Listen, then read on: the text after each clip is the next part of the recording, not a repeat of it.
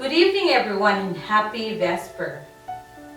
And to some other countries that are now Saturday, let me greet you a happy Sabbath day to all. For our consideration this evening, I shall be reading from the book of Philippians, chapter 3, verse 10. It says, I want to know Christ, yes, to know the power of his resurrection and participation in his sufferings. If we are honest, we'll admit that we do not usually, if ever, hope for suffering. We may be eager to experience the power of Christ's resurrection, but we are less passionate about wanting to experience the agony of his death.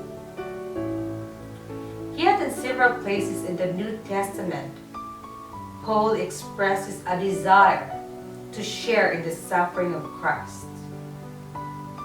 Across church history, many Christians have suffered for Jesus, whether they wanted to or not. And to this day, parts of the church are persecuted, and in recent years we have seen or heard about horrifying spectacles of Christians being beheaded for their faith. If we are blessed to live free of such persecution, we tend to pray that things may stay that way for us. We also pray that persecution will cease for sisters and brothers who are hurting. Yet Paul speaks positively about suffering for Jesus' sake, and he invites others to join with him. Of course, in baptism, we do die and rise with Christ. Spiritually reaffirms this.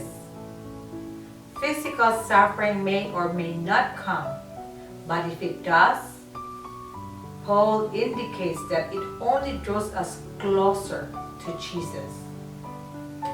This may be another way of expressing what Paul wrote in Romans 8, verses 31 to 37. Nothing can separate us from the love of God in Christ because Jesus achieved salvation by suffering and dying for us.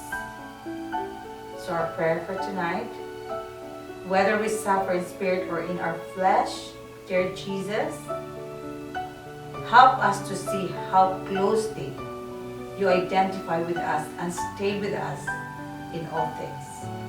Amen. So tonight, in relation to this message, we are honored to hear a special number or a special song to be offered to the Lord by Dr. Ivy Dane Balanay.